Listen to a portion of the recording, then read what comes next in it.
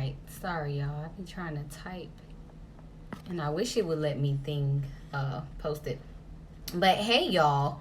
So happy Tuesday. We are. Oh, it actually did it. Okay, now I know what to do. All right. So I am getting Facebook all the way set up. So today we're going to be talking about file types. I have broken it down into three categories in which when I do a review of someone's file, I can pretty much know exactly where they fall based on what I see. So this will help you a lot, especially when you're going to get a credit assessment, a credit analysis from someone, maybe myself, or you're just trying to maybe do it yourself, right? So what I have boiled them down to is either a builder, type B, a strategy, or type C, for repair. This allows me to know, okay, what it is that we want to focus on to make sure that you see the success, especially in the time frame, right? I have a lot of people who will come to me right when they need something, and I'm like, okay, well, hold on. Depending on what file type you are, it might take a little bit more than what you were looking for. So this will help you out. So type A is a builder, someone who is going from scratch. So they may not have a payment history at all. They may not have a credit usage, meaning no credit at all. They don't have any open credit cards, any lines of credit, anything like that. They may have no or few inquiries, or probably no or few negative items.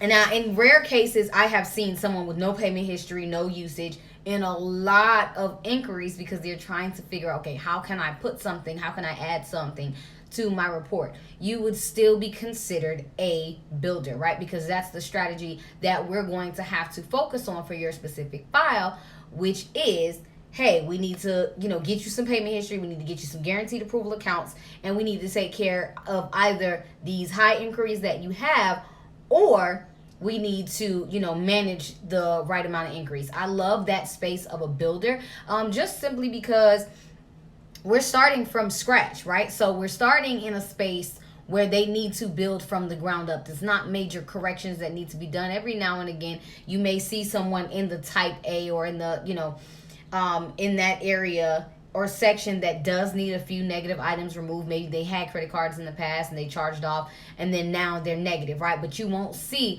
someone in that area have a lot of things. In my history of the past 3 years, I have not, right? But type A is a builder. Again, no payment history, no credit usage, and they have few inquiries and few negative items or none at all, okay?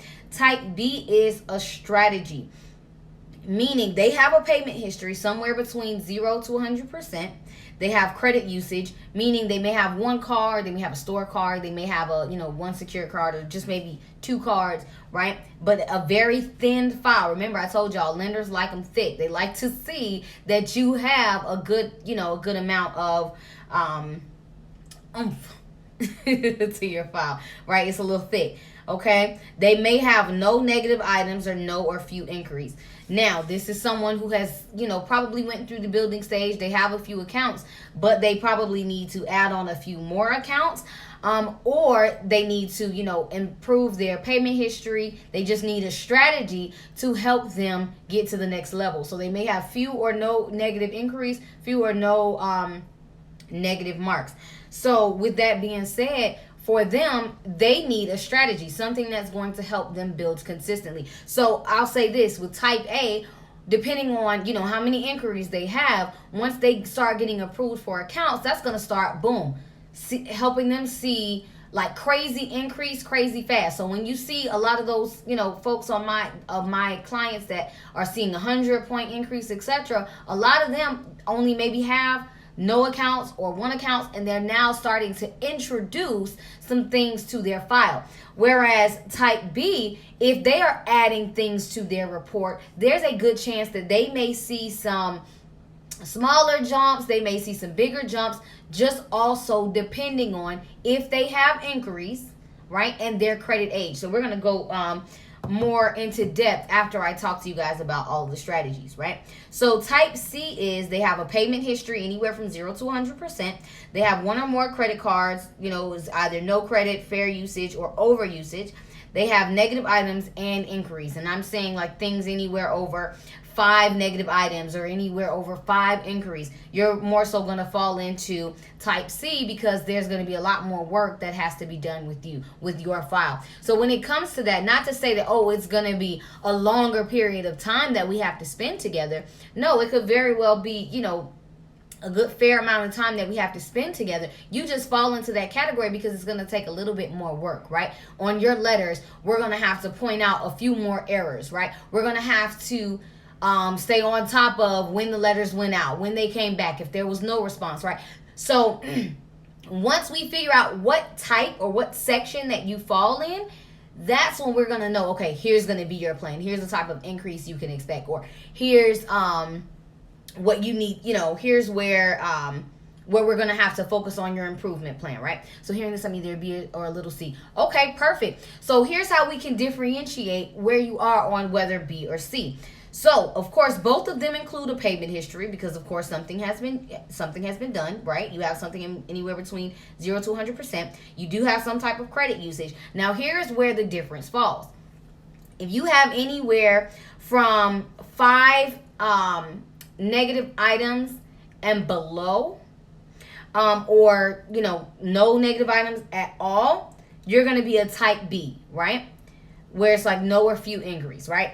If you are a type C, you're going to have a good, maybe 5 or more, or anywhere between 3 or more, I would say. Let's just say 3 or more. So type B is 3 or below for negative items, and then inquiries is 3 or below as well. Type C is going to be anywhere from 3 negative items or above, or 3 inquiries or above. That's what's going to put you in type C, right? So when it comes to adding a plan, like I said, it doesn't mean that you're going to be with me longer, because when it's all about what we can find on your report, such as negative items, such as errors. And once we find those errors, we put that into, you know, your letters, and we get those sent off. That's what's going to really, honestly, and truly make the difference. So what would be considered a negative item is when you log on to Credit Karma, right? And they give you like in your overview, you see 1, 2, 3, 1, 2, 3. It should be like 6 things. You see payment history, credit usage. Then you'll see derogatory items. That's going to be considered a negative. Anything in that section is going to be considered a negative item, right? Any collections accounts, any items on your report that are charged off, those are considered negative items. Banch, if you want me to do a free review for you, I can. I can go into your Credit Karma and pretty much tell you which type that you actually fall under after I've viewed, you know, the overview as well as the full report.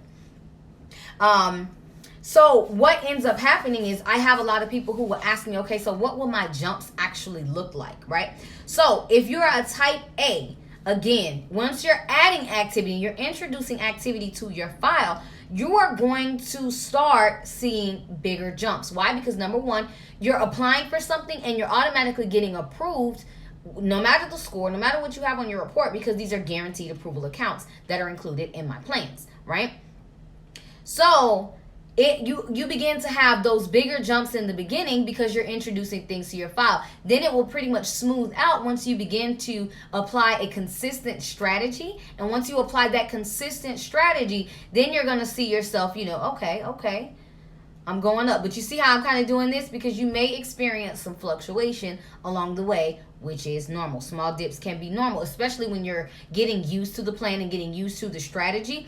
You have to now combat with, okay, when do I pay? How do I pay? When do my credit cards actually report to the bureaus? Okay, I know that when they report to the bureau, I want to do this, right? Before they report to the bureaus, I want to do this, right? So it's all about getting adjusted to that strategy. So you may see those little dips along the way as you get going up. But get to that system and stick to it. It's a golden place to be, especially when you're in the type A. Type B, you're pretty much in the middle. Whereas you may have some open accounts, but you may see a little bit of fluctuation when you begin to expand your file. And the reason why is because you already have some type of credit usage, right? You've already built some type of age. So the longer you have an account open, right, it's going to give you credit age. But if you haven't applied for a new account and you've only had those 2 accounts for the past 3 years, once you add a new account in the mix, yes, it's going to give you some positive behaviors, but you can also see a little shift as well when you are opening that account, because it's shifting your age, right? So yes, you're adding a good account, right?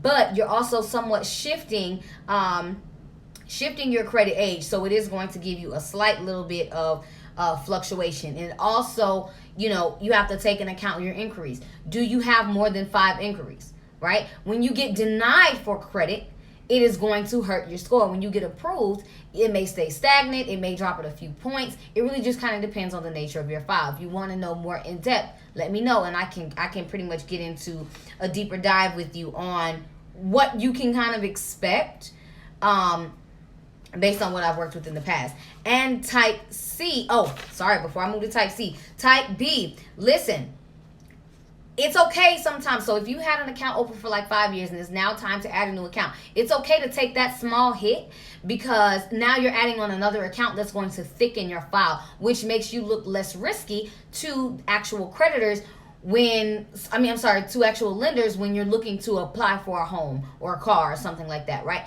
They want to see that you have a thick account with also a diverse type of account. So installment, as well as what's the word I'm looking for, y'all? What's the word I'm looking for? Goodness gracious, I told y'all I do this every time. I don't know why I do this to myself. I start reading something and I get I get a little mixed up, but I like that. That was a really good compliment. The information on this live is way better than watching Family Feud. And I love Family Feud.